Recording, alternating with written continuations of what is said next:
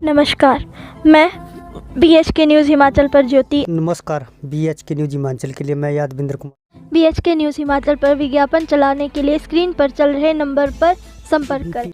मंडी संसदीय क्षेत्र की सांसद व कांग्रेस प्रदेशाध्यक्ष प्रतिभा सिंह ने आज करसोग विधानसभा क्षेत्र के आपदा प्रभावित क्षेत्रों पोखी, सेरी कटांडा, महोग, ग्वालपुर आदि का दौरा कर प्राकृतिक आपदा से हुए नुकसान, राहत व पुनर्वास कार्यों का जायजा लिया। उन्होंने प्रभावित लोगों से वार्ता कर उनसे दुख दर्द साझा किया। सांसद ने प्रभावित परिवार को हर संभव सहायता प्रदान करने का आश्वासन दिया। पोखी गांव में सांसद प्रतिभा सिंह ने कहा कि आपके क्षेत्र की सांसद होने के नाते मैं स्वयं आप सब लोगों दुख दर्द जानना चाहती थी, समझना चाहती थी, इसलिए आपके बीच आई हूँ। उन्होंने कहा कि हमारी सरकार व प्रदेश मुख्यमंत्री सुखविंदर सिंह सुक्खू स्वयं सबसे आगे खड़े होकर प्रदेश को आपदा से बाहर निकालने के लिए दिन रात कार्य कर रहे हैं। आपदा के कारण क्षतिग्रस्त हुए मूलभूत ढांचे को प्राथमिकता के आधार पर फिर से तैयार किया जा रहा है। उन्होंने कहा कि लोक निर्माण विभाग के अधिकारियों ने प्राथमिकता के आधार पर प्राकृतिक आपदा से बंद हुई सड़कों को बहाल किया है, जिसके परिणाम स्वरूप ही लोगों की सेब की फसल मंडियों तक आ पाई है।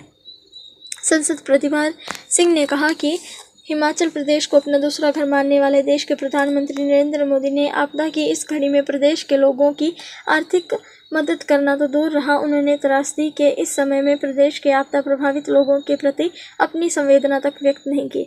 उन्होंने कहा कि प्रधानमंत्री ने गुजरात के भुज में आई आपदा के दौरान गुजरात के लिए आर्थिक पैकेज दिया, केदारनाथ में हुई आपदा के दौरान वहां के लिए आर्थिक पैकेज दिया, लेकिन हिमाचल में आई इस त्रासदी के समय प्रधानमंत्री खामोश बैठे रहे। उन्होंने प्रधानमंत्री से आग्रह किया है कि प्रदेश को आपदा की इस स्थिति से उभारने के लिए प्रदेश के प्रभावित लोगों की आर्थिक मदद की जाए, ताकि लोगों का जनजीवन दोबारा पटरी पर लौट सके। उन्होंने इस अवसर पर प्रभावित लोगों से वार्ता कर उन्हें हर संभव सहायता प्रदान करने का आश्वासन दिया है। उन्होंने कहा कि आपदा की इस घड़ी में प्रदेश सरकार प्रभावित परिवारों के साथ खड़ी है। मनाली में, कुल्लू में कितना नुकसान हुआ, अगर आप उसका दृश्य भी देखें तो वो भी दिल दहलाने वाला दृश्य है कि कैसे लोग खड़े और वो पानी नदी उसको बहा के लेगी, कितनी जाने गई। 400 आदमियों ने अपनी जान गंवा दी, बेचारे जो घर में रह रहे थे। कल हम एक क्षेत्र में थे, मैं अन्य क्षेत्र का दौरा कर रही थी, वहाँ पर एक परिवार था जो बहुत नज़दीक नदी के नज़दीक भी नहीं था, पर ऊपर कहीं पहाड़ी में बसा हुआ था। ऊपर से वो जो पानी का बहाव आया, उनको टाइम भी नहीं लगा, पता भी नहीं लगा कि हम ऐसा पानी आ रहा है, और वो सारे का सारा घर के समेत, उन लोगों के समेत वो दरिया में बह गए। तो एक बच्ची बेचारी, उसका माता पिता दादी सब बह गए उसमें। ये अन्य क्षेत्र की बात है। कल मैं उनके बीच भी गई थी, उन परिवारजनों से भी मिली। तो ऐसे ही हज़ारों लोग हैं जो बेचारे बेघर हो गए, जिनको अभी हमने उठाकर, जिनका पूरा का पूरा पहाड़ खिसक गया, तो उन परिवारों को हमने अभी फ़िलहाल, जब तक कोई उनको ज़मीन नहीं मिलती, मकान नहीं बनता, स्कूलों में रिहाइश जगह ढूंढकर उनको रहने का किया है। उनको गद्दे, कंबल, बिस्तर देकर उनकी रिहाइश वहाँ की है, उनके खाने का इंतज़ाम किया है, उनको दवाई पानी का इंतज़ाम किया, क्योंकि उनके पर्चियाँ, डॉक्टरों की पर्चियाँ, दवाइयाँ सब कुछ बह गई। तो इसलिए अभी ऐसे हालात पूरे हिमाचल प्रदेश में, और हम आभारी है सरकार के कि सरकार हमारी मदद कर रही है। और हमारी सरकार, हिमाचल प्रदेश सरकार, माननीय मुख्यमंत्री ने भी काफ़ी दौरा किया, वो भी जहाँ जहाँ त्रासदी हुई वहाँ उन्होंने भी जाने का प्रयास किया। और PWD विभाग के मंत्री, उनको भी जैसे जैसे बताया गया भाई ये सड़क रुकिए, ये सड़क रुकिए, तो उन्होंने विभाग को आदेश दिए और वो सड़कें तुरंत खुल गई। आज मैंने करसोग क्षेत्र का दौरा किया। कुछ क्षेत्र जो क्षतिग्रस्त हुए थे, कुछ क्षेत्र में मैं कल भी गई थी, और आज भी मैं उसी संदर्भ में यहाँ पोखी गाँव तक पहुँची हूँ। मुझे भी ज्ञात हुआ कि यहाँ पर काफ़ी बारिश की वजह से सड़कें अवरुद्ध हो गई, कहीं चट्टानें आ गई, कहीं बहुत नुकसान हुआ।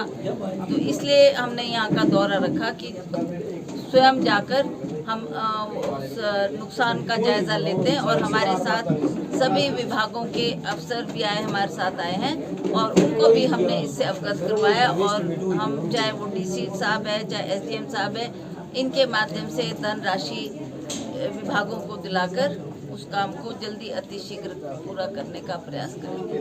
Thank you. कि हिमाचल प्रदेश जिसको आप अपना दूसरा गृह बोलते हैं, उसमें ऐसे वक्त में जब हिमाचल प्रदेश में त्राही मच रही है, तो आपके मुंह से दो शब्द सहानुभूति के नहीं है और ना ही आपने कोई आर्थिक पैकेज देने की बात की है।